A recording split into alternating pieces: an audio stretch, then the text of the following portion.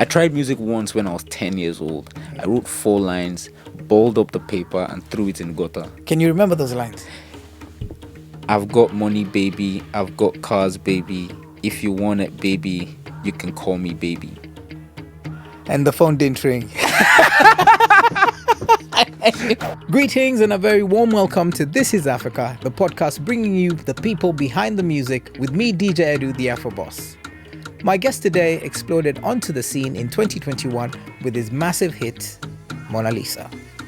Produced by SARS and jumped on by Chris Brown, it secured Loje's place amongst Afrobeats royalty. And he has made music with many of the best, including Davido, Wizkid, Ira Star, and Fireboy DML. His debut album, XOXO, which dropped in October, features fellow Nigerian Victoni, as well as Odile from the UK and South African superstar Tyla. This year, Loje was nominated for a Grammy for his performance on Chris Brown's multi-platinum hit, Sensational. Sensational. What's good, guys? It's Loje, and right now I am on the BBC. This is Africa with my brother, DJ Edu. I can't wait till you guys hear this one. Man, how you doing, man? Welcome to very This is good. Africa. I'm very, very good. How you feeling? Yeah, I'm good. Looking exactly the same, the I'm last not time we aging. met. Yes. Not aging one Apparently, bit. I'm not aging. But That's a good thing. But your music definitely is. That's grace. Uh-huh. That's the best way I can describe it. Yeah, so let's kick it off. The Yes. brand new body of work you gave us. Yes. XOXO. Explain the XOXO. name first. Let's start there. Okay, so it's a couple of things. XOXO is like hugs and kisses, which I felt was a feeling you just get from this album. It's like gives you that hugs and kisses feeling. The entire album felt like a collection of letters, a collection of stories I'm telling, like a journal, a documentation of my experiences of love. Once I was done with it, there was a sense of vulnerability I felt I had shown, and it just felt like the right way and the best name to give the album. Was there a song that surprised you from the reaction of the audience? One song that for some reason continues to surprise me is Moi. It was Christmas last year, actually, and at this point in time, the album was more or less done. And my manager is like, "Oh, Odile is in town. Would you want to jump in a session with him? Like, you guys should just like link up and just get to know each other." It wasn't even anything serious. So I'm like, "Yeah, cool. I've been listening to him for time." Good time, yeah. So I'm like, "Okay, yeah, that would be like interesting. Let's do it." And we get in the studio, and Lauda is in the studio on that day, and he just plays the instrumental. I just stood up and I just said, "Omo to moi, oh sexy, oh tungologo, oh nasty," and everyone just said, "Bro, record that." Like, that's it. And I ended up recording it.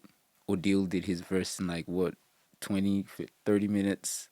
I just remember finishing the song and I'm going home and I just keep listening to the song. I remember I told my creative director at that point in time, I think I want the song on the album.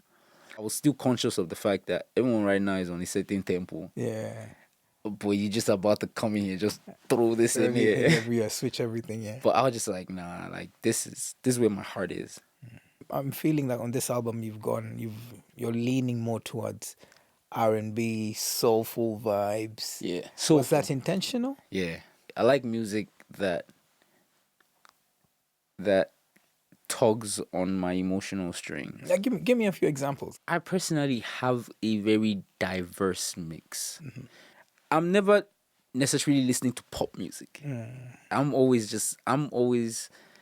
looking for old 1970s West African folk songs. I'm looking for Eastern European folk songs. I'm looking for 1930s jazz and blues. And that's for me is where I think the entire mix comes from, and that's why even when I make Afro beats, there's still a soulful element. it's due to this diverse mix of soulful sounds that I kind of gave birth to the type of music I make. Is there a song on the album that kind of can show us that? It's called Sally. Oh, Saleh, yeah. Yeah, it's the first song on the album. There's just a lot of elements from the orchestra with the strings, the vocal hum in the beginning, which that hum, it was done by a girl called Ruth. She's from, I can't remember, I think Romania. It's an Eastern European folk melody, Oh, wow. and she just brought that in, and then I had to make sure the orchestra element was in there, and then I just brought my own self into it, cut out one or two things, and Voila. Sally. Saleh happened. But that's what I'm saying. Like, because I let myself experience so many different genres in a way. I've just been fortunate enough to catch the right things at the right time. And you also, I mean, I've checked the promo on the album. Yeah. It's very cinematic. Yeah. There's very dramatic. You're acting Yeah. in there as well. I enjoyed acting though. Yeah. It felt like a refreshing way to express myself artistically. Are these stories your personal stories, or are they influenced by other things that you've seen as well? Everything is influenced by my personal story. So- I personally, I feel like I can't tell enough truth about someone else's story. I can tell truth about mine.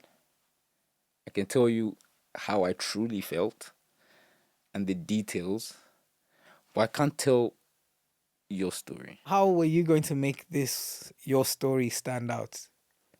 As long as I'm genuinely honest about how I feel about it, it's going to be my unique perspective, most likely. And your unique perspective obviously is put out through music, but there was a time when you were not Loj. How were Yes.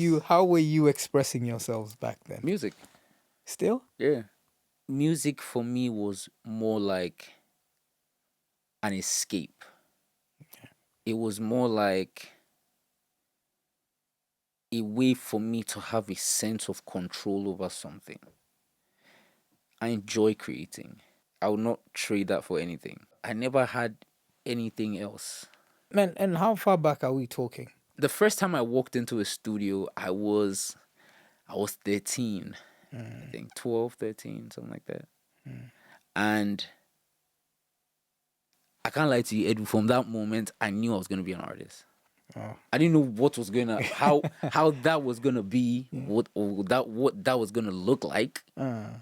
I was in a space for 6 to 8 hours, and I genuinely felt like I had been there for an hour or like 2 hours. And it's like, what do you mean? Like, it's time to go. And you check the time, and it's like, oh wow. I remember the smell of the space. I remember the look. I remember the first time hearing my vocals back and the goosebumps that went through my skin. It just felt like a moment of, oh, this is home. It just feels like this is where I'm meant to be. And I've always carried that with me. Almost innocent, childlike feeling of, I just want to, wow, I'm here, let me just play. And it's helped me so much, like just mentally, especially when it comes to just not forgetting the whole point of all of this. With the US tour, for example, I sat for months cooking this up, imagining what this would be like, what people would feel, what I want people to feel when they hear it. And then you go on stage and you start singing Somebody Like You, and you see like the wow. And you're just like, that's the point.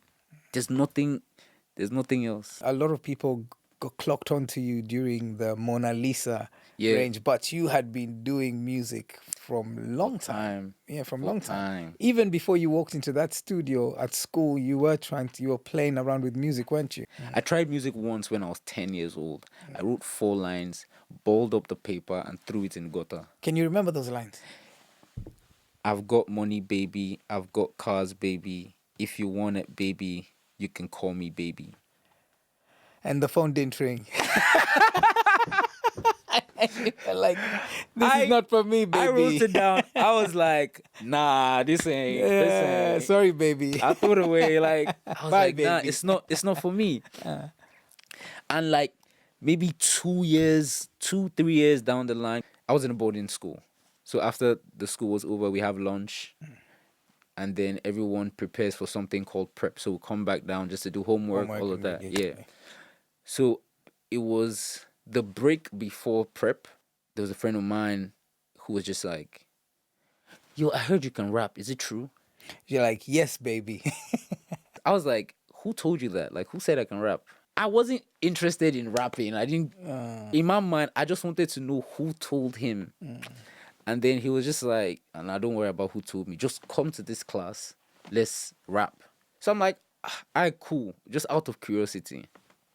I go there and he starts like beating on the table and rapping, like just saying stuff. And I was just like, oh, this guy can't spit. Like, and at that point, I think there was just something about watching him do it that was just like, wait, if he can do it, like, I can probably do it if I really sit down and really put the effort into it.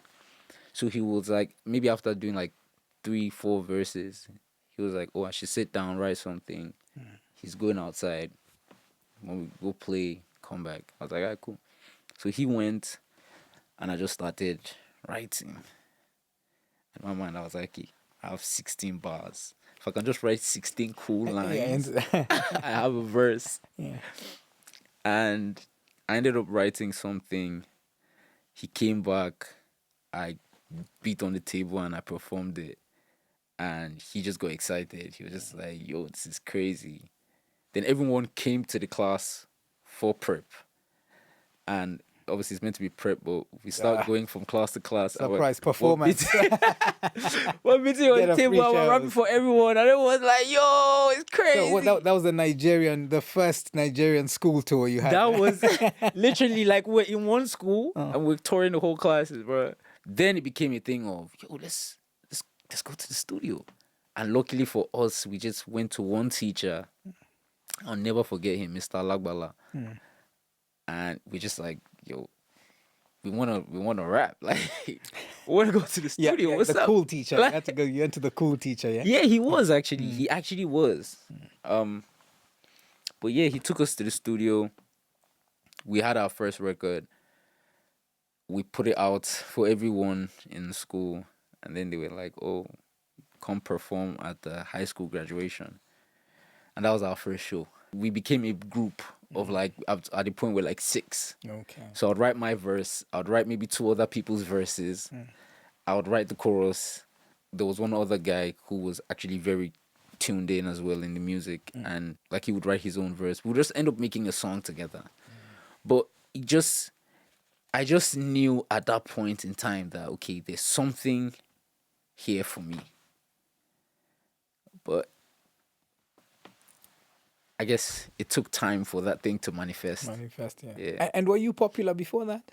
No, I was very reserved. And I still am, to be honest. In high school, I was very shy, especially in my first 3 years of high school. Extremely shy. But I would do anything to just sit alone and not have anybody around me, no one in my space. I was in my own world. The music kind of brought a more extroverted side of me out. But I was just like, okay, because now you go around and people know you in school, and people are like, "Oh, what's up, man?" How was that for you? The change from being a totally unknown to being one of the more popular kids. Cute. It was just like because I remember I would never forget one time when my school was we had the boys and then we had the girls. And there was a fence dividing the boys and the girls. So we're on the rooftop of the boys and we're looking over at the girls because they were having like a party. So we were blasting music. You can hear the music from outside. And they start playing our song and all the girls just go, ah! And then it gets to my verse and everyone's just like, ah! And I'm just like, oh, shit, shucks, stop it, guys. It kind of stirred up things in me and I was just like, okay, you know what? Maybe you can do something where you actually stand out. I'm very big on that, even till today. Whenever I meet people, because it's natural, you meet people, just you talk to them, and sometimes it's just a question of like, where do you stand out? And I was fortunate enough to find that very early. That was what kind of always drove me, and it has always driven me. It's like even when things are not easy, I'm smiling through it. Even when things are meant to be frustrating, I'm having fun through it. Your education did impact this music career. Yeah. In what way did it? Because I know you were one time you were in Nigeria and then Yeah. you were in the UK. Yes. And then you went back. There's a whole story behind that, isn't Yeah. Yeah. And you're alive, surprisingly, parents in Africa normally would not allow their kids to live, After they jokingly, decide to- after they decide after not they to go to decide- school. There's a threat on your life. But Bruh. you managed. How did you do this, man? It might be a template for other kids wanting to go to do music. To be Why you- honest, they didn't. My mom has always been supportive. My dad became supportive when he saw a spark, when he just saw that this guy is not gonna do anything else. Relentless. He's not This going guy he's is not backing down. Yeah, just let him be. And he just just kind of had to. It's not about them, and I just had to make the decision for myself.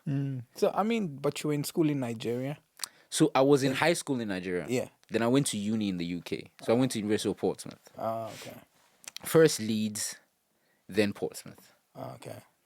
And it was in Portsmouth I really started to like produce for myself, record myself, mix things myself.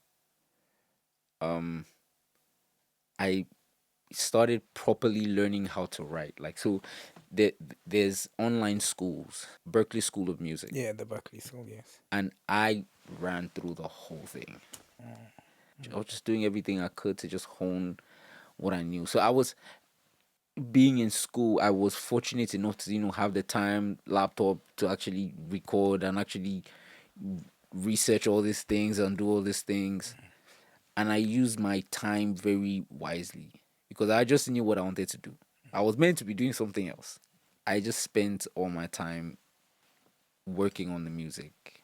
Any chance I got, like, my parents would just, especially my dad, would struggle because it's like, yo, what are you doing? And I'm like, Engineering? No. and I'm like, you see, everything will make sense. Yeah. And you think the UK really like set the foundation for your music? I think the UK gave me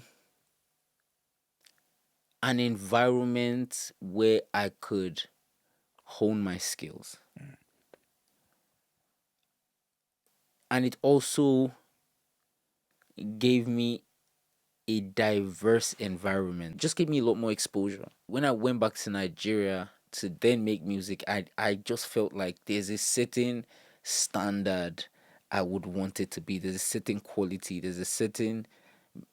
I hate when, for any reason, somebody is looking or trying to look down on Afrobeats or the African music. And I grew up in an era where, at a point in time, it wasn't cool. Yeah. It wasn't. African music was looked at as, it's not well put together, or World it's music. Not, it's Yes. just world music. Yeah. And in my mind, it's like I don't like that. I didn't want to be around that space. I didn't want that energy. I just felt like I wanted something that as Africans we can hold and be proud of in the midst of whoever. Like, I'm an independent artist. I've been an independent artist up until now.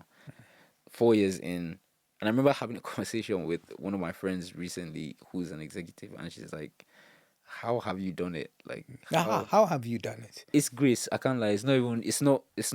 I'm not gonna say it's a me thing. It's just. It's a great team. Luck is a big component. There's a in lot this- of luck. in Yeah. this, in this, I this always say like, luck has a lot to do with success in anything, but at the same time, it's like when the luck shows itself, are you ready? My manager and even me myself, we have always approached it from a business point of view. Like in terms of from the beginning, it was always about getting the right structure, getting the right people, getting the right this, getting the right that, and that also comes from school. It's from the stuff I learned in school. I wouldn't think about having like my finance in order if that didn't happen. I wouldn't think about wanting what the managerial structure would look like if I've never been through business school. I wouldn't think about all these little details. Are just details that I think from school, and it's helped me last independently for so long. So I mean, brings me to Mona Lisa. Yes. The collaboration on that one was Chris Brown, Yes. who you later got on to get nominated for a Grammy as well. On Yes, on Sensational. Yeah, Sensational. so yeah, that's so the Chris Brown connection, man. Not once, twice. Twice. Yeah. I think it was just chemistry there from the jump, which is crazy to say. Yeah. Like, think about it right now. It's like, what do you mean you get chemistry with CB, bro? But from the first song, and then he reached out with Sensational, and I remember on the Sensational shoot, we were just like chilling, hanging out, and he was playing me songs. Even just listening to his sound, I can see how me and him just like, yeah. Interconnected. He wants the most human things. He's not trying to do too much. That's very important, man. Yeah. I mean, just And I think in a lot of ways that's how I am. I'm very big on just like the human connection, the human things. Yeah. It's not all those other lights, shine. yeah. And speaking of human things, there's this new AI thing going around.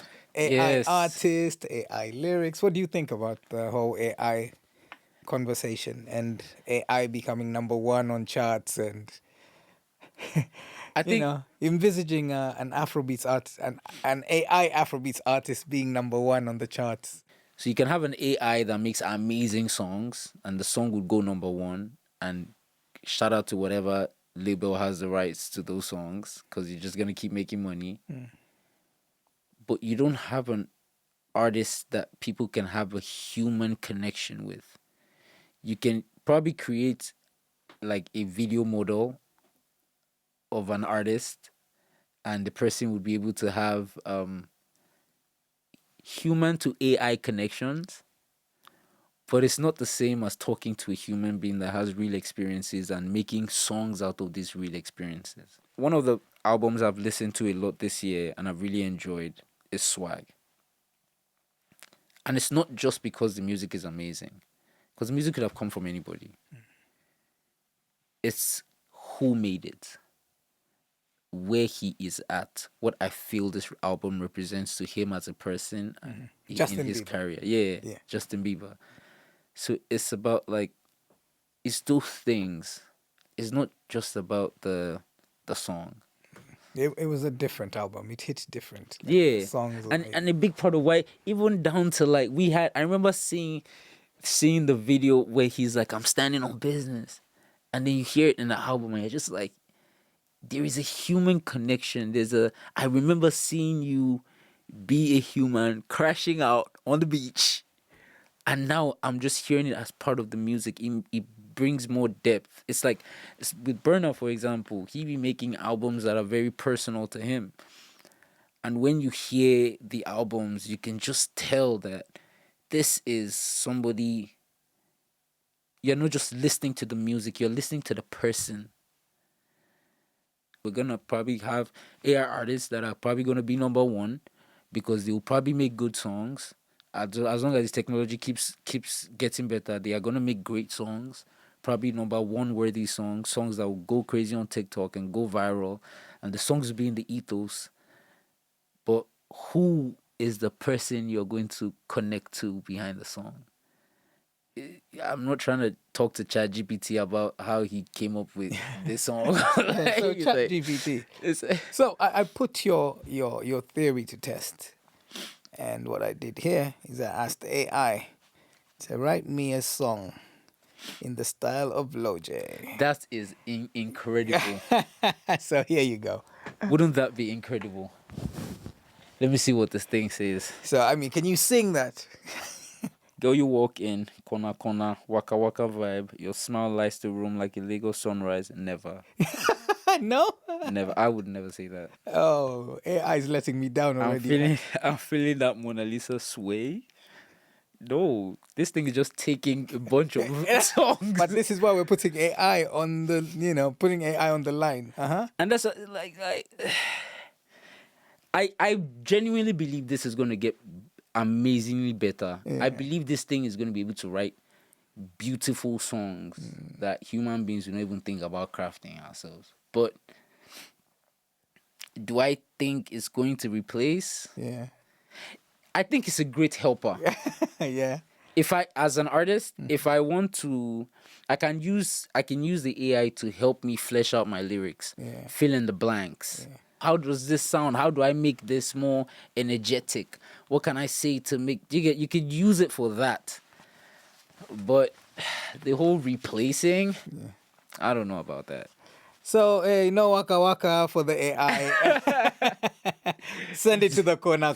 Zero. It's my boy Loj. Thank you Bruh. so much for taking the time to come out to speak to us. Thank you so man. much for having me. Wishing you the best. Oshegon. My brother. Yeah. Bless you, man. Thank you for joining us for This is Africa on YouTube. Please like, share, and subscribe to our channel so you never miss an episode.